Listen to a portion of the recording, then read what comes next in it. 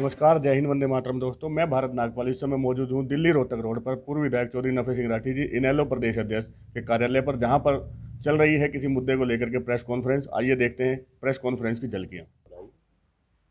एक महान संत हमारे भारत देश में हुए पैदा, जिन्होंने सामाजिक बुराइयों के खिलाफ जोर शोर से आवाज़ उठाई। उनका एक दोहा बड़ा प्रसिद्ध रहा है कि जिसका मन चंगा उसकी कटौती में गंगा। पाखंड के खिलाफ उस टाइम पे महान संत हुए कबीरदास जी, गरीबदास जी, रविदास जी, बाबा हरिदास जी। ये लगभग एक ही समय में हुए थे। मैं बधाई देता हूँ आप सभी को। और आज जिस विषय को लेकर के मीटिंग बुलाई है वो लगातार गैस के सिलेंडरों में बढ़ोतरी। पिछले एक महीने में 100 रुपये के हिसाब से सिलेंडर बढ़ा है, प्रति सिलेंडर। और पेट्रोल और डीजल की कीमतों में बेतहाशा वृद्धि, जिससे आम आदमी को सरकार ने लूटने का काम किया। आर्थिक तौर पर हर आदमी को चोट पहुंचाई। पिछले एक महीने में 100 रुपये बढ़े हैं गैस के सिलेंडरों में, और 3 महीने में 200 रुपये बढ़े हैं। जब बीजेपी सत्ता से बाहर थी तो उस टाइम पर अगर 5 रुपये 2 रुपये बढ़ जाया करते तो बहुत प्रदर्शन किया करते थे, लेकिन आज चुप हैं और थोप देते हैं कि तो कंपनियों का काम है। क्या कंपनी प्राइवेट लिमिटेड है या सरकार की है, ये नहीं बताते। पेट्रोल 16/3/20 को, लगभग एक साल पहले, 70 रुपये 33 पैसे लीटर था। आज 89 रुपये 28 पैसे लीटर। और कई प्रदेश ऐसे हैं जिसमें 100 के आसपास पहुंच गए। अलग अलग प्रदेशों में अलग अलग, क्योंकि प्रदेश सरकार के टैक्स अलग अलग हैं। ऐसे ही डीजल, ये तो मैं हरियाणा का जिक्र कर रहा हूँ, कई प्रदेशों में पेट्रोल 97 रुपये से ऊपर चला गया, 100 के आसपास। और डीजल 16/3/20 को 62 रुपये 20 पैसे था, अब 82 रुपये 21 पैसे, यानी 20 रुपये 1 पैसा प्रति लीटर के हिसाब से एक साल हुआ नहीं है डीजल के दाम बढ़े। इसके अलावा ये पहली बार हुआ है फ्यूल टैक्स। ये जो पूरे वर्ल्ड की जो रिपोर्ट है वो मैं आपको बता रहा हूँ कि हिंदुस्तान में सबसे ज़्यादा फ्यूल टैक्स लगाया जा रहा है। इंडिया में फ्यूल टैक्स है तेल पर 69 रुपये 3 पैसे प्रति लीटर। इटली में 64 रुपये, फ्रांस में 63 रुपये, जर्मनी में भी 63 रुपये, यूके में 62 रुपये, स्पेन में 53 रुपये, जापान में 47 रुपये, कनाडा में 33 रुपये और यूएसए में 19 रुपये। यानी पूरी दुनिया में सबसे ज़्यादा फ्यूल टैक्स हिंदुस्तान में लगाया जा रहा है, जिससे आम आदमी की जेब पर वजन पड़ता है, मतलब जेब ढीली हो जाती है। किस चीज में लगता है फ्यूल टैक्स? ये पेट्रोल डीजल 69 रुपये लीटर। 69.3% परसेंट क्या है, 69.3% सबसे ज़्यादा है। ये दुनिया के हमने 10 ये लिए हैं देश, उसमें मैंने बता दिया। 69.3% इंडिया में है, और इटली में 64, फ्रांस में 63, जर्मनी में 63, यूके में 62, स्पेन में 53, जापान में 47, कनाडा में 33 और यूएसए में 19% फ्यूल टैक्स। किस तरह से लॉकडाउन के दौरान हिंदुस्तान की जनता पर अनेक तरह की कठिनाइयाँ आई, उसके अलावा हिंदुस्तान पेट्रोलियम का मुनाफा इस एक साल के दरमियान 215% बढ़ा है।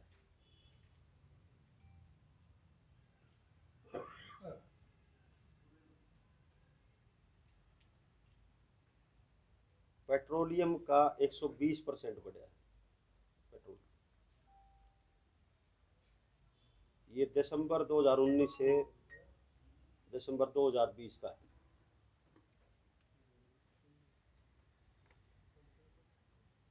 अलग अलग है, इंडियन ऑयल का अलग है, भारत पेट्रोलियम का अलग है, हिंदुस्तान पेट्रोलियम का अलग है। एक्साइज ड्यूटी, एक्साइज ड्यूटी 2014 में पेट्रोल पर थी 10 रुपये 38 पैसे लीटर और डीजल पर थी 4 रुपये 52 पैसे लीटर 2014 में, जब इनकी सरकार आई। और आज फरवरी 2021 में पेट्रोल पर एक्साइज ड्यूटी है 32 रुपये 98 पैसे लीटर और डीजल पर है 31 रुपये 83 पैसे लीटर, जबकि तेल की कीमतें इंटरनेशनल मार्केट में घटी है, बढ़ी नहीं। कच्चे तेल की जो कीमतें थी वो 40% बढ़ी है। 2014 से लेकर के 2021 तक के आंकड़े हैं मेरे पास। 2014 में क्रूड ऑयल की कीमत, क्रूड ऑयल 2014 में था $106.85 प्रति बैरल और उस टाइम पे पेट्रोल की कीमत थी 71 रुपये 41 पैसे, डीजल की कीमत थी 56 रुपये 71 पैसे। उसके बाद 2015 में $63.82 पर आ गई। उसके बाद में 2016 में $45.1 पर आ गई। मई 2017 में $50.57 पर आ गई। मई 2018 में $75.25 प्रति बैरल 2018 में आ गई प्रति बैरल। 19 में $70.1 प्रति बैरल के हिसाब से ये रेट आया और मई 2020 में $30.61 प्रति बैरल के हिसाब से आया और फरवरी 2021 में $62.88 प्रति बैरल के हिसाब से आया। मई में जो सबसे कम $30.61 प्रति बैरल के हिसाब से जो रेट था इंटरनेशनल मार्केट में, उस टाइम पे पेट्रोल की कीमत जो है 69 रुपये 59 पैसे थी मई 2020 में और डीजल की कीमत 62.29 पैसे। लेकिन अब 2021 में जब $62.88 प्रति बैरल का रेट है इंटरनेशनल मार्केट का, तो फिर पेट्रोल की कीमत है 90 रुपये 58 पैसे प्रति लीटर और डीजल का रेट है 80 रुपये 97 पैसे प्रति लीटर। कई प्रदेशों में इससे भी ज़्यादा है, कई प्रदेशों में 97 रुपये तक चला गया पेट्रोल, 97-98 रुपये तक। हाँ 90 ये तो हरियाणा के आंकड़े बता रहा हूँ मैं, 90 रुपये 58 पैसे और डीजल 80 रुपये 97 पैसे। तो किस तरह से लोगों की जेब खाली करने का एक तरीका बना लिया सरकार ने, आपदा में अवसर तलाश करके। इसके अलावा हरियाणा में भी, क्योंकि ये बात आई नहीं है लॉकडाउन के टाइम पे, हरियाणा की सरकार ने भी इस किस्म के अनेक कानून बना दिए जिसकी वजह से आम जनता को पता भी नहीं चल पाया और बहुत भारी नुकसान आम आदमी का होगा, विशेष तौर पर गरीब वर्ग का। इन्होंने 4000 आंगनबाड़ी केंद्र और प्राइमरी स्कूल, 4000, हरियाणा सरकार ने 4000 आंगनबाड़ी केंद्र और प्राइमरी स्कूल प्रथम एजुकेशन फाउंडेशन को बेच दिए। उनका ना कोई ऑनलाइन कोई फार्म मांगे गए और ना ही लोगों को पता चलने दिया। जो ये कह रहे हैं कि तीसरी कक्षा से लेकर के 3 साल से लेकर के 6 साल तक के बच्चों को उसमें शिक्षा दी जाएगी प्ले स्कूल के नाम से, उनको दी। और वो प्रथम एजुकेशन फाउंडेशन के जो सीईओ हैं, वो मेरे पास जो सूचना है वो ये है कि वो आरएसएस से जुड़े हुए हैं। बॉम्बे की कंपनी है, उनके बॉम्बे में दफ्तर उनका है, दिल्ली में ऑफिस, किसी को पता नहीं लगने दिया। सबसे बड़ा नुकसान क्या होगा कि जो आंगनबाड़ी केंद्रों में महिलाएं काम करती हैं वे मैक्सिमम विडो हैं, विधवा है। आप पता कर लियो कहीं, आंगनबाड़ी केंद्रों में काम करने वाली महिलाएं मैक्सिमम विडो हैं, गरीब घरों से। उनकी नौकरी जाएगी। उन्होंने बहुत प्रदर्शन भी कर लिए, कई बार कोई सुनवाई नहीं होती, लोगों को पता नहीं चल गया। तो ये इस किस्म के जो काम हो रहे हैं, विशेष तौर पर बेरोजगारों के लिए ये सरकार और ज़्यादा समस्याएं खड़ी कर रही है। नारा तो प्रधानमंत्री जी ने दिया था 2 करोड़ हर साल रोजगार देंगे, नौकरी देंगे, लेकिन हर साल 2 करोड़ लोगों को नौकरी रोजगार देने की बजाय नौकरी छीनने का काम ही सरकार ने किया। अब टीचर्स की भर्ती को लेकर के भी पीछे विज्ञापन निकला था, वो रद्द कर दी गई। 600 टोटल 600 ग्राम सचिव लगाने थे सरकार ने, आपको पता लग गया होगा, पीछे अखबार में आई थी। 6,72,000 युवाओं ने फार्म भरे थे, 6,72,000।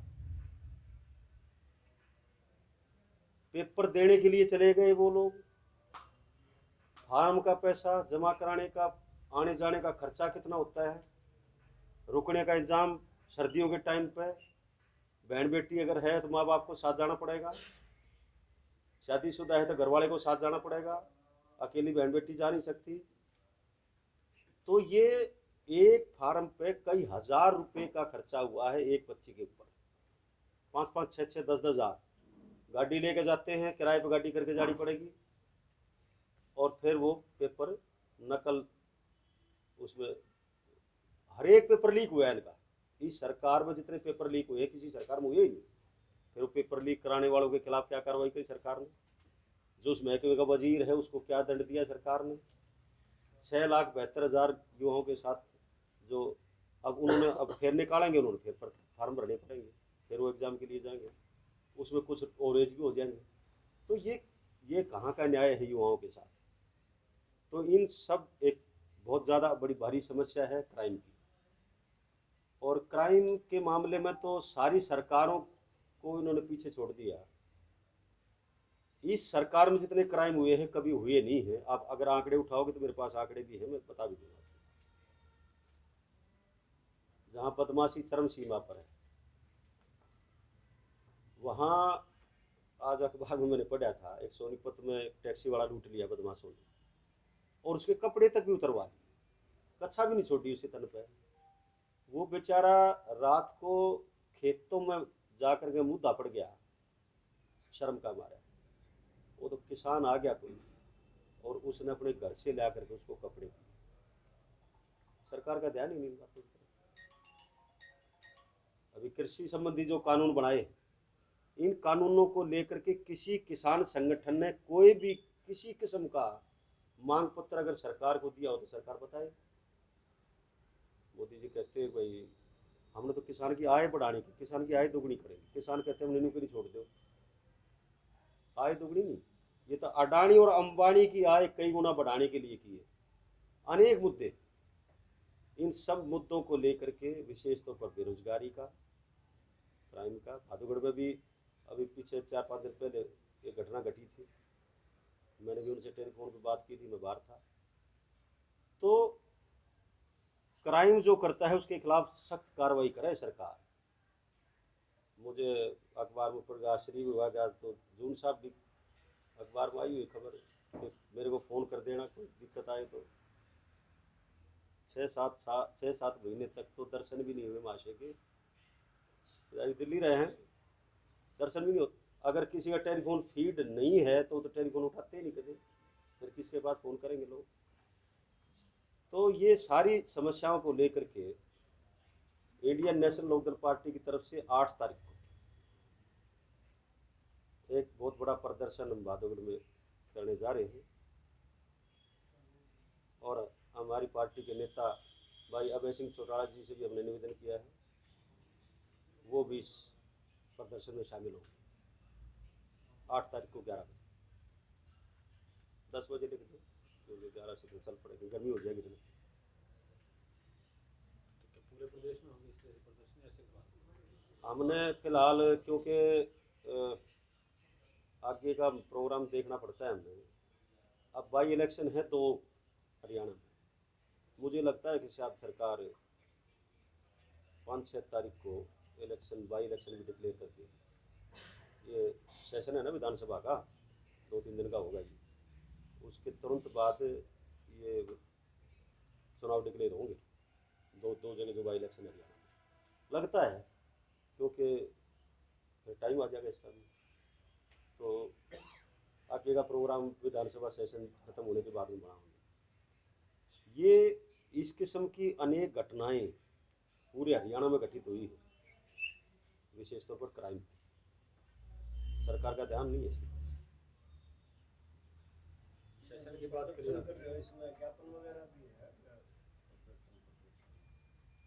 प्रदर्शन है, ज्ञापन भी देते हैं। सेशन की बात करिए कि लव जिहाद और सरकारी संपत्ति पर नुकसान पहुंचाने वालों से वसूली का कानून लाने जा रही है सरकार उनसे तो वसूली करे जिसने कई सौ करोड़ के घोटाले कर लिए। इनकी सरकार में जो लोग बैठे हैं, रजिस्ट्री का घोटाला है, धान का घोटाला है, सरसों का घोटाला है, शराब घोटाला है। रिकवरी करो ना सरकार। लोगों का ध्यान बांटने के लिए अनावश्यक कानून बनाने की कोशिश करती है सरकार। कौन कौन से कानून बना रहे हैं? लव जिहाद वाली बात करते हैं, बनाया था यूपी में, स्टे हो गया उस पर।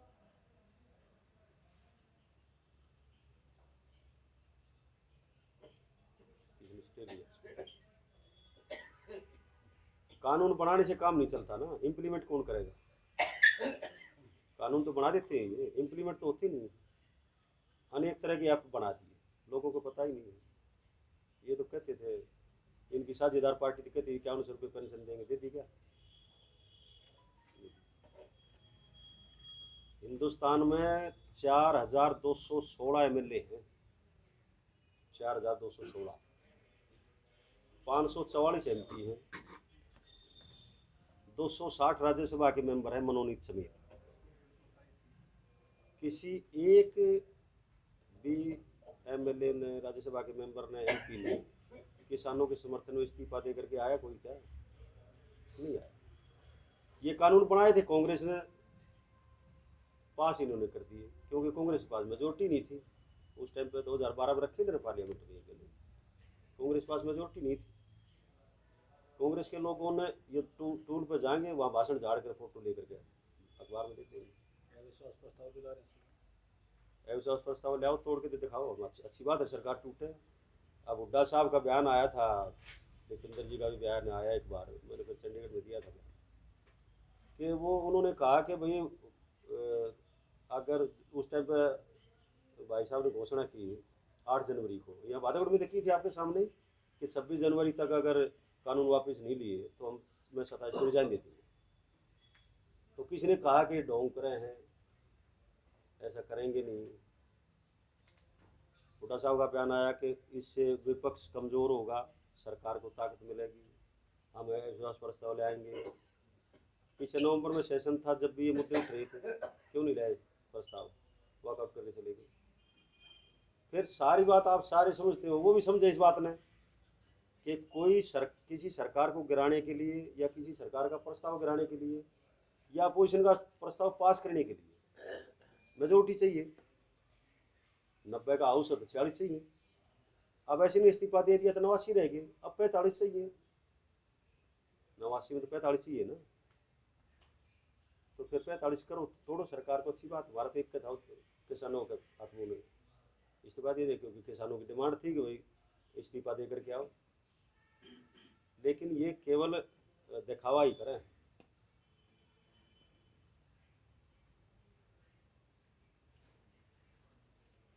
हमारी पार्टी का ही कार्यकर्ता बैठा है सारा चारों तरफ उनकी मदद के लिए। धरातल पर अगर कोई मदद कर रहा है, इंडियन नेशनल पार्टी कर रही है। अभी कल परसों में स्टैंप ड्यूटी भी 2 स्टैम्प ड्यूटी बढ़ाएंगे, घोटालों पर पर्दा डालेंगे।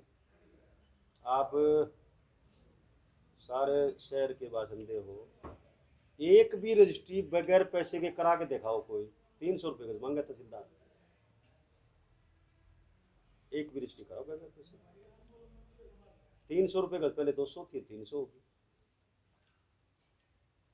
जितनी सरकार सख्ती करेगी उतने पैसे बढ़ते चले जाएंगे, महंगाई भत्ता बढ़ जाएगी। चलो, ये सारी बातें हुई, और कोई बात कुछ बताओ। कुछ नहीं होता।